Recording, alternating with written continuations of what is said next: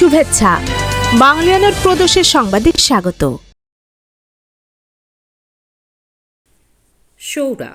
সৌরা বাংলাদেশে অন্যতম ব্যবহৃত একটি ভাষা। বিশ্বজুড়েও বাংলাদেশে একজন মানুষের মাতৃভাষা সৌরা। বাংলাদেশের মৌলভীবাজার জেলার সৌরাপল্লীর নিবাসী ৯০ বছর বয়সী চা শ্রমিক সামরা সৌরা এ ভাষায় কথা বলেন। এই ভাষাটির আদি উৎস উড়িষ্যায় হলেও সেখানেও সৌরা ভাষায় কথা বলতে পারেন এমন মানুষ নেই। সামরা সৌরা অসুস্থ ও শয্যাশায়ী। তার মৃত্যুর মধ্য দিয়ে এই ভাষাটি বিলুপ্ত হয়ে যাবে। ভাষাটির লিখিত রূপ নেই। বাংলাদেশের ভাষাতাত্ত্বিক বৈচিত্র্যের অন্যতম সম্পদ এই ভাষাটি। শুরুতেই শুনে নিচ্ছি সংবাদ শিরোনাম। ঢাকা বিশ্ববিদ্যালয় ছাত্রকে হেনস্থার ঘটনায় পুলিশের শীর্ষ কর্মকর্তা দায় দিচ্ছেন মবের স্মৃতিকে। বলছেন ১.৫ বছরের অপমানে বাহিনীর তৃণমূল ট্রিগার্ড হয়ে আছে। আন্তর্জাতিক অপরাধ ট্রাইব্যুনালের সদ্য সাবেক চিফ প্রসিকিউটরকে নিয়ে তারই সহকর্মীর বিস্ফোরক অভিযোগ। বিপুল অর্থের বিনিময়ে রাজ্য সাক্ষী বানিয়ে অভিযুক্তদের সাজা থেকে বাঁচাতেন তিনি।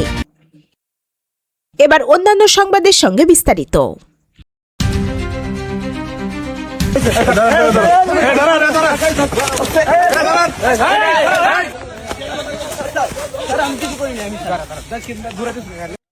তেইশ ফেব্রুয়ারি একটি ভিডিও ভাইরাল হয়। সোহরাওয়ার্দী উদ্যানে বেশ আক্রমণাত্মকভাবে ঢাকা বিশ্ববিদ্যালয়ের এক শিক্ষার্থীকে চার্জ করছেন এক পুলিশ কর্মকর্তা। সেই শিক্ষার্থীও তাকে তল্লাশি করার প্রতিবাদ জানিয়ে বাধা দিচ্ছেন। এক পর্যায়ে সেখানে থাকা এক কনস্টেবল এগিয়ে এসে সেই শিক্ষার্থীকে মারতে শুরু করে। সেই শিক্ষার্থীও মাটিতে পড়ে যান। শুধু এই একটি ঘটনা নয়, একই দিনে একই উদ্যানে পুলিশ আরও কিছু মানুষকে মেরেছে বলে জানা গেছে। মাদক বিরোধী অভিযানের নামে পুলিশের এই নির্মম আচরণ নিয়ে আলোচনা চলছে জোরে সোরেই। এই ঘটনার পর আবারও পুলিশের বল প্রয়োগের ক্ষেত্রে অবিবেচক আচরণের তুমুল সমালোচনা শুরু হয়েছে। তবে এই ঘটনার একটি নিজস্ব ব্যাখ্যাও দিচ্ছেন পুলিশের উচ্চ পর্যায়ের কর্মকর্তারা। পুলিশের উচ্চ পর্যায়ের এক কর্মকর্তার কথা হয় বাঙালিয়ানার সঙ্গে। তিনি নাম প্রকাশ না করার শর্তে বলছেন, বিগত ১.৫ বছর কম বয়সী ছেলেমেয়েদের উগ্র আচরণ সহ্য করেছে পুলিশ সদস্যরা। নির্বাচিত সরকার ক্ষমতায় আসতেই তাই তরুণদের উদ্ধত আচরণ দেখলেই পুলিশ আক্রমণাত্মক হয়ে উঠছে। এই পুলিশ কর্মকর্তারা বলছেন, এই সময়ের মধ্যে তরুণরা তৃণমূল পর্যায়ে সরাসরি পুলিশকে মন মতো নির্দেশ দিয়েছেন। নির্দেশ পালিত না হলে দেয়া হয়েছে মবের হুমকি। পুলিশ চোখের সামনে উশৃঙ্খল জনতাকে আইন নিজের হাতে তুলে নিতে দেখেছে। কিছুই করার ছিল না। এই তরুণরা সগর্বে পুলিশকে জানিয়েছে তাদের সহকর্মীদের জীবন্ত পুড়িয়ে হত্যা করার কথা। তারপরেও পুলিশ সদস্যরা, বিশেষ করে যারা কনস্টেবল থেকে এসআই র্যাঙ্ক অবধি কাজ করেন, কিছু করতে না পেরে ট্রমাটাইজ হয়ে গেছেন।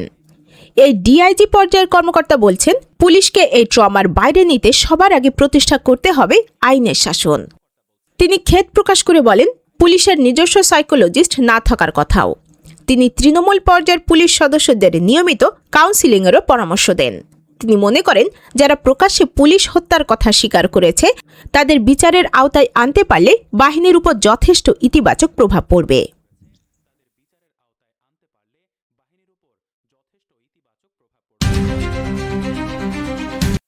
আন্তর্জাতিক অপরাধ ট্রাইব্যুনালের চিফ প্রসিকিউটরের পদ থেকে বিদায়ের দিনে মোহাম্মদ তাজুল ইসলামের বিরুদ্ধে দুর্নীতি ও অনিয়মের অভিযোগ করেছেন ট্রাইব্যুনালের প্রসিকিউটর বিএম সুলতান মাহমুদ। তার অভিযোগ, চিফ প্রসিকিউটরের চেয়ারকে টাকা আয়ের হাতিয়ার করেছিল তাজুল ইসলামের নেতৃত্বাধীন সিন্ডিকেট। ২৩ ফেব্রুয়ারি সোমবার কাজী মোস্তাফিজুর রহমান আহাদ নামের একটি ফেসবুক আইডি থেকে ট্রাইব্যুনালে সেটলিং বাণিজ্য ও রাজসাক্ষী নাটক কেন সরতে হচ্ছে তাজুল ইসলামকে শিরোনামে একটি পোস্ট দেওয়া হয়। সেখানে দুটি মন্তব্য করেন প্রসিকিউটর সুলতান মাহমুদ। সেই দুই মন্তব্যে তাজুল ইসলাম ও প্রসিকিউটর গাজী মনোয়ার হুসাইন তামিমের বিরুদ্ধে দুর্নীতির অভিযোগ করেন তিনি। পুলিশের সাবেক মহাপরিদর্শক চৌধুরী আবদুল্লাহ আল মামুন এবং আশুলিয়া থানার সাবেক উপপরিদর্শক শেখ আফজালুল হককে অ্যাপ্রুভার বা রাজসাক্ষী করা নিয়েও প্রশ্ন তুলেছেন প্রসিকিউটর সুলতান মাহমুদ। রংপুরের শহীদ আবু সাইদ হত্যাকাণ্ডে করা মানবতা বিরোধী অপরাধের মামলা থেকে একজন পুলিশ কর্মকর্তাকে অব্যাহতি দেওয়া এবং চাংখারপুল এলাকায় গুলি চালানোর নির্দেশ দেওয়া একজন পুলিশ কর্মকর্তাকে আসামি না করে সাক্ষী করার অভিযোগ করেছেন তিনি। একটি মন্তব্যে প্রসিকিউটর সুলতান মাহমুদ লিখেছেন, গত বছর নভেম্বরের শেষ দিকে আশুলিয়ার লাশ পোড়ানো মামলার আসামি এসআই আফজালুল হকের স্ত্রী সন্ধ্যার দিকে ভারী ব্যাগ নিয়ে প্রসিকিউটর তামিমের কক্ষে প্রবেশ করেন। বিষয়টি দেখার পর তাজুল ইসলামের কক্ষে গিয়ে তাকে জানিয়েছিলেন। কিন্তু তাজুল ইসলাম এ ঘটনায় কোনো ব্যবস্থা না নিয়ে উল্টো তাদেরকে বকাঝকা করেছিলেন।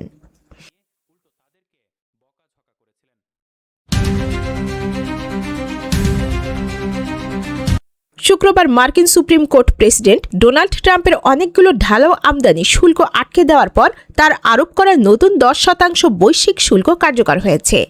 গত সপ্তাহের ওই রায়ের মাত্র কয়েক ঘন্টা পর মার্কিন প্রেসিডেন্ট এক নির্বাহী আদেশে সই করে 24 ফেব্রুয়ারি থেকে এই নতুন শুল্ক কার্যকর করার নির্দেশ দেন। পরে তিনি এই শুল্ক বাড়িয়ে 15% করার হুমকি দিলেও এখন পর্যন্ত শুল্ক হার বৃদ্ধির আনুষ্ঠানিক নির্দেশনা জারি করেননি। মার্কিন প্রশাসন 1974 সালের বাণিজ্য আইনের সেকশন 122-এর আওতায় এই শুল্ক আরোপ করছে। এ আইনের অধীনে কংগ্রেসের অনুমোদন ছাড়া 150 দিনের জন্য এমন শুল্ক আরোপ করতে পারেন প্রেসিডেন্ট।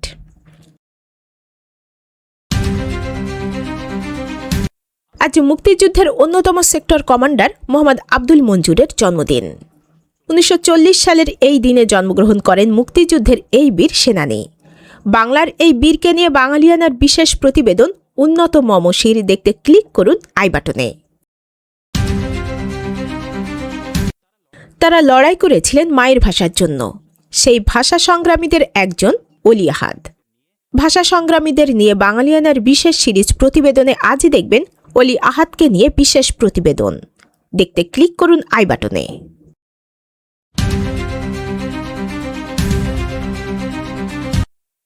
আসন্ন ঈদ উল ফিতরের আগে তৈরি পোশাক খাতে শ্রমিকদের বেতন ও বোনাস পরিশোধে সম্ভাব্য চাপ মোকাবিলায় বকেয়া নগদ প্রণোদনার অর্থ দ্রুত ছাড় এবং 2 মাসের বেতনের সমপরিমাণ স্বল্প সুদে ঋণ চেয়েছে পোশাক মালিকদের সংগঠন বিজিএমইএ।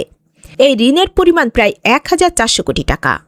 24 ফেব্রুয়ারি দুপুরে বাংলাদেশ ব্যাংকের গভর্নর ডক্টর আহসান এইস মনসুরের সঙ্গে সাক্ষাৎ করে বিজিএমইএর একটি প্রতিনিধি দল এ সংক্রান্ত চিঠি হস্তান্তর করেন। সাক্ষাৎ শেষে বিজিএমইএর সহসভাপতি শিহাব উদ্দৌজা চৌধুরী সাংবাদিকদের বলেন, পোশাক খাতে বর্তমানে প্রায় 5700 কোটি টাকার নগদ প্রণোদনা বকেয়া রয়েছে। ঈদের আগে যাতে কোনো কারখানা বেতন বোনাস দিতে সমস্যায় না পড়ে সেই জন্য এই অর্থ দ্রুত ছাড়ের অনুরোধ জানানো হয়েছে। পাশাপাশি 2 মাসের বেতনের সমপরিমাণ সহজ শর্তে সফট লোন চাওয়া হয়েছে।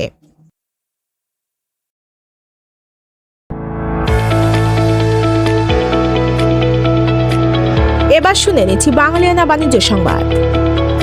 আয়ের চেয়ে ব্যয় বেশি হয় 33,340 কোটি টাকার ঋণ নিতে হয়েছে সরকারকে। রাষ্ট্রীয় কোষাগারের এর নাজুক অবস্থা দীর্ঘদিন ধরেই। তার উপর বিদ্যুৎ ও জ্বালানি খাতের বকেয়া এবং ঋণ পরিশোধের চাপ। এ অবস্থায় নতুন সরকারের বিভিন্ন রাজনৈতিক প্রতিশ্রুতি পূরণের জন্য অর্থসংস্থান কিভাবে হবে তা নিয়ে রয়েছে অনিশ্চয়তা। বিদ্যমান বাস্তবতায় জনপ্রত্যাশা পূরণ করা নিয়ে দুশ্চিন্তার মধ্যে রয়েছেন বর্তমান সরকারের দায়িত্বশীল অনেকেই। সদ্য বিদায়ী অন্তর্বর্তী সরকার চলতি অর্থ বছরের জন্য 7,90,000 কোটি টাকার বাজেট নির্ধারণ করে গেছে। এ সময় বাজেট ঘাটতি দাঁড়িয়েছে 35,333 কোটি টাকা, যার বেশিরভাগই ঋণ নিয়ে মেটানো হয়েছে। চলতি অর্থ বছরের প্রথম 6 মাসে পরিচালন ব্যয়ের প্রায় 80% খরচ হয়েছে সুদ পরিশোধ, ভর্তুকি, বেতন ভাতা ও পেনশন এবং রাষ্ট্রায়ত্ত ও স্বায়ত্তশাসিত বিভিন্ন সংস্থাকে দেয়া আর্থিক সহায়তা বাবদ।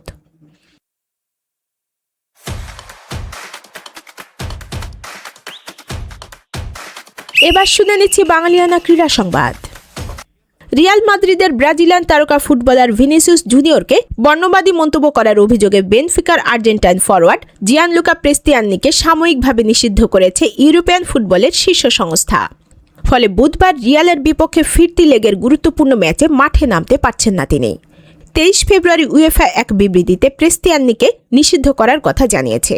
আমরা মিস্টার জিয়ানলুকা প্রেস্তিয়ানিকে উয়েফা ক্লাব প্রতিযোগিতায় পরের ম্যাচের জন্য সাময়িকভাবে নিষিদ্ধ করার সিদ্ধান্ত নিয়েছি।